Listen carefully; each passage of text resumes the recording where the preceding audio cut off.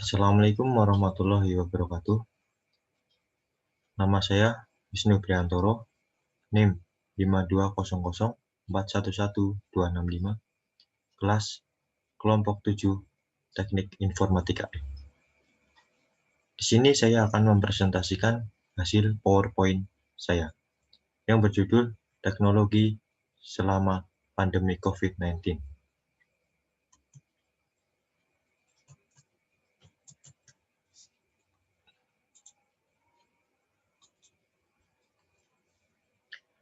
Pandemi COVID-19 telah mempercepat tren digitalisasi di berbagai negara. Teknologi digital bantu tekan penularan virus sambil tetap bantu aktivitas tetap berjalan. Saat normal baru dimulai, aktivitas perlu berjalan dengan tetap menjaga jarak fisik antar sesama. Ternyata, pandemi menjadi stimulus bagi masyarakat untuk lebih menggunakan teknologi dalam kegiatan sehari-hari.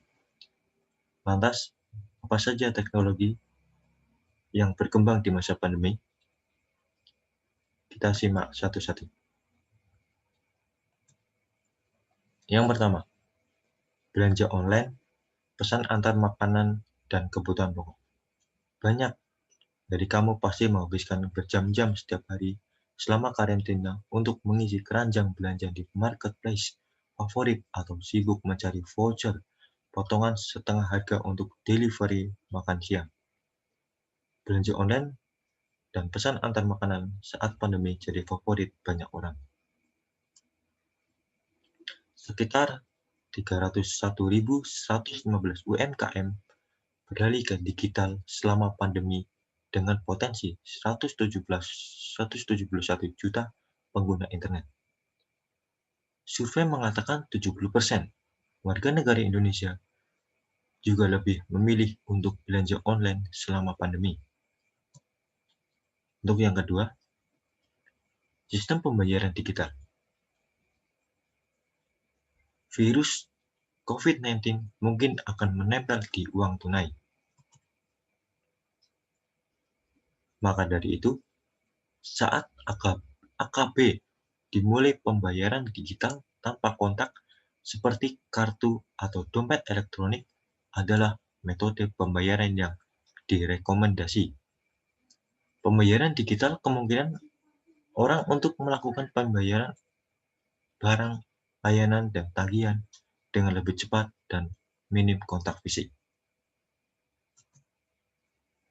Sepanjang PSBB, pembatasan sosial berskala besar, bulan April lalu, Bank Indonesia mencatat kenaikan uang digital atau uang elektronik mencapai 64,48%.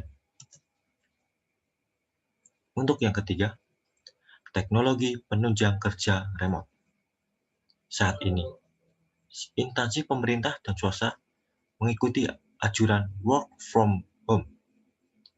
Bekerja jarak jauh memanfaatkan teknologi seperti ruang rapat virtual, penyimpanan berbasis cloud, aplikasi manajemen proyek, dan bahkan teknologi pengenal wajah yang memungkinkan seseorang untuk tampil di depan latar belakang virtual untuk menjaga privasi rumah. WhatsApp melaporkan adanya peningkatan penggunaan hingga 40% selama pandemi berlangsung. Aplikasi telekonferensi Zoom juga melaporkan peningkatan pendapatan sebesar 85% hanya dalam waktu 3 bulan saja, yakni $166,6 Amerika Serikat atau sekitar 2,7 triliun rupiah. Untuk yang keempat, inovasi belajar jarak jauh. Pada pertengahan April lalu, 191 negara mengumumkan penutupan sekolah dan universitas yang berdampak pada 1,47 miliar pelajar. Banyak lembaga pendidikan mulai menawarkan kursus online untuk memastikan pendidikan tidak terganggu oleh selama karantina. Guru dan siswa juga dituntut menggunakan teknologi digital untuk melaksanakan pembelajaran jarak jauh seperti telekonferensi. Selain itu, teknologi virtual tour dan augmented reality juga populer di pendidikan nonformal. Tapi, ada kekhawatiran bahwa teknologi bisa memperlebar kesenjangan antar siswa karena perbedaan tingkat literasi digital dan lingkungan fasilitas. Dan yang kelima, rumah sakit. Dan kelima, telehealth. Rumah sakit jadi tempat yang rentan dalam penularan virus di tengah pandemi. Teknologi telehealth memfasilitasi layanan kesehatan jarak jauh, seperti konsultasi dokter lewat aplikasi, dan diagnosis otomatis dengan bantuan artificial intelligence atau AI. Biasanya AI akan mengajukan pertanyaan untuk mendeteksi kemungkinan gejala dan memberikan saran. Apakah perlu ke rumah sakit untuk pemeriksaan lebih lanjut atau istirahat dan makan sehat saja sudah cukup. Yang keenam, digital entertainment.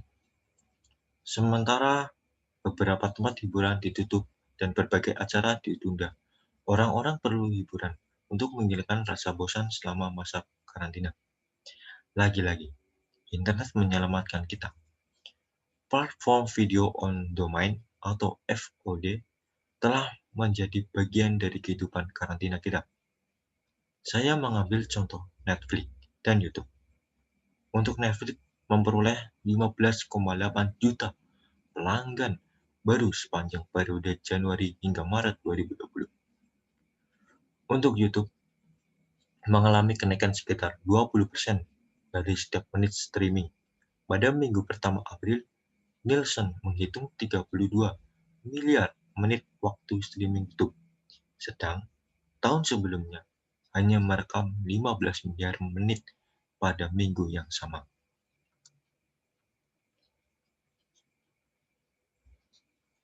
Yang ke-7, robot dan drone. Selama pandemi, robot telah digunakan untuk melakukan disinfektan area publik atau mengirimkan makanan kepada mereka yang sedang karantina. Sekarang drone bisa membawa anjing berjalan-jalan di sore hari atau mengirim barang. Korea Selatan misalnya mempunyai inovasi melayani konsumen dengan menggunakan robot sebagai inisiatif cegah kontak antara pegawai dengan konsumen di kafe yang mulai buka normal baru. Untuk yang ke-8, saat teknologi sektor publik. Saat pandemi meluas di seluruh bagian dunia, masing-masing pemerintah mengambil langkah cepat untuk memanfaatkan teknologi dalam menangani COVID-19 di negaranya sendiri. Ternyata, pandemi telah mendorong beberapa kemajuan di bidang teknologi. Proses digitalisasi di berbagai sekitar dipaksa untuk beradaptasi, dan kita bergantung padanya saat pandemi. Pesan dari saya, jika Anda keluar rumah, selalu pakai masker, cuci tangan pakai sabun, jaga jarak minimal 1 meter, olahraga, makan makanan bergizi dan seimbang. Ingat pesan ibu. Terima kasih. Sekian dari presentasi saya. Wassalamualaikum warahmatullahi wabarakatuh.